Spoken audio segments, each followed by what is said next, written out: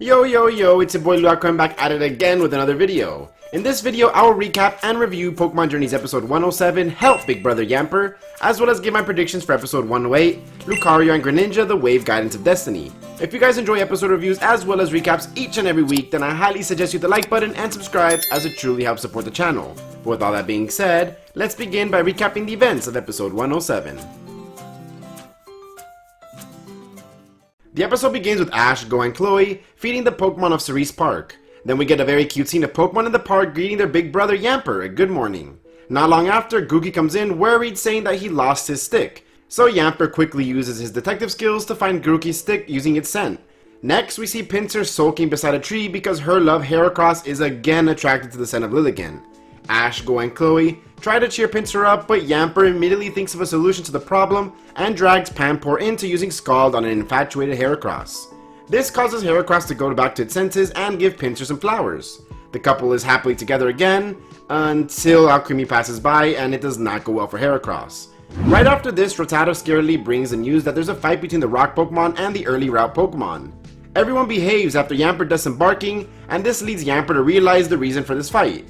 The Rock Pokemon used to train near the water, but since the water is polluted, they move to Golurk's place, disrupting the peace of the other Pokemon there. Suddenly, a jarring sound wave is emitted from the steam, and we can see it's caused by Bruxish, who is struggling to live in the polluted water. Bruxish keeps using its Psychic Fangs attack, which agonizes Ash, GOH, and Chloe, and all of their Pokemon, but Yamper takes initiative and pulls in Vibrava. Vibrava uses Supersonic, which cancels out the frequencies created by Psychic Fangs. Next, we see Pyukumuku, whose habitat is also affected by the dirty water. We are then shown a series of conflicts happening left and right, and Yamper does his job perfectly at resolving all of them. The gang decides to go check the root cause of all of this mess hidden behind the waterfall, and it's Grimer. It's been using the stream as a resting place, which causes all of its grime from its body to contaminate the waters. Yamper, being the nice boy that he is, kindly tells Grimer to get the hell out of here. Grimer leads him to this small cave, which looks like the same cave where Drizzle was residing during his depression arc, and out comes Froakie.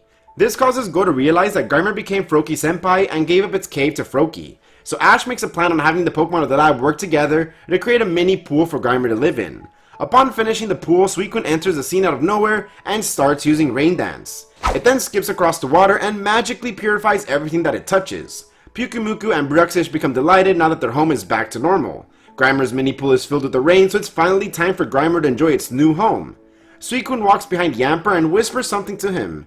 I believe that it's entrusting Yamper to continue to protect Cerise Park and maintain its peace and orderliness while the legendary beast is away. SUICUNE disappears into who knows where, leaving the very beautiful rainbow as a symbol of hope, peace, and love. Everyone in Cerise Park is happy under the leadership of Yamper. When the sun is about to set, Ash receives a notification from the Pokemon World Coronation Series. It says that Ash's match to enter the Masters 8 has been officialized, and it's against the Hammerlock gym leader RAIHAN, who's currently at rank 8. This episode ends on an exciting cliffhanger, and I can't wait to see what happens next. But for now, let me first give my ratings and review for this episode. This was a refreshing and relaxing episode with a great cliffhanger. It reminded me a lot of a Lola race episode in a lot of ways. Some of my favorite episodes that I can think of are just chilling around the lab and seeing Ash's Pokemon interact, and that was this episode but with GOH's Pokemon. It's very nice to take a look and see the staggering amount of Pokemon that GOH has truly caught during his travels thus far, and seeing them all interact is just amazing. Yamper proved to be an amazing Bulbasaur of Cerise Lab by being able to handle all the responsibility thrown at it. It knew how to resolve about every problem almost immediately. I genuinely laughed whenever he would just like be right back and then would drag the correct Pokemon to solve the issue at hand. It was also funny to see the Heracross and Pinsir love storyline still going strong so many episodes later, and it never feels flat.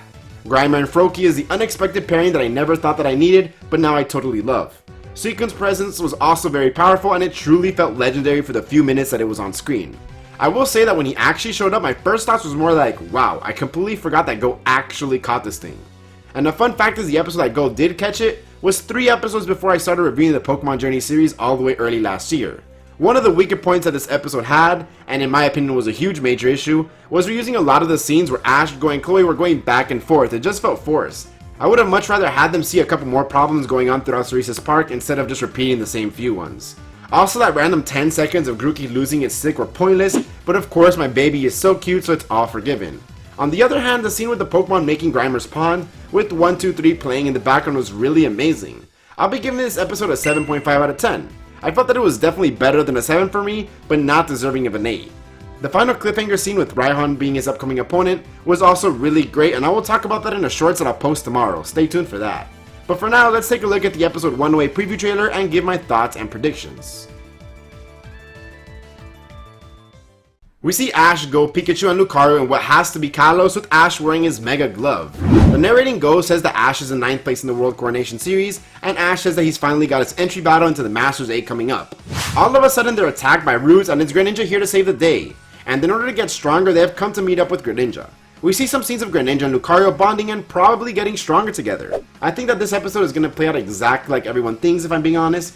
If I'm being honest, this seems like a really forced, shoehorned way to make Lucario get a power boost quickly, just like they did with his Mega Evolution. I have no doubt that it's going to be an amazing episode, but I just think that it'll be like Lucario meet up with Greninja, probably learns of a new move, and that move will be used to defeat RAIHAN. I can't wait to see how much stronger Greninja actually becomes from this, and my prediction is that at the end of the episode, Greninja will stay in Kalos and not go with Ash like his fans are hoping for. It wouldn't make sense, and we all know that Ash is going to want to win the World Coronation Series using only his Journeys team. So yeah, that's my review for Pokemon Journeys episode 107, as well as my predictions for episode 108. If you guys enjoyed it, I highly urge you to hit the like button and subscribe. I make episode reviews each and every week just a few hours after the episode airs, so if you enjoyed these reviews right after the episode, you know where to come. We got an amazing look at all of the Pokemon in Cerise's lab, so today's comment of the day is, which of the Pokemon that belong to GOH in Cerise's lab do you like the most? For me, it'd have to be Pinsir because I just find her scenes absolutely hilarious. She's got some strong jealousy issues, but I'm all for it. If I had to pick another one, it'd be the gentle giant Golurk. But what about you? Again, if you made it this far into the video, I truly appreciate you. And as always, it's been your boy Luap, and I'm out. Peace.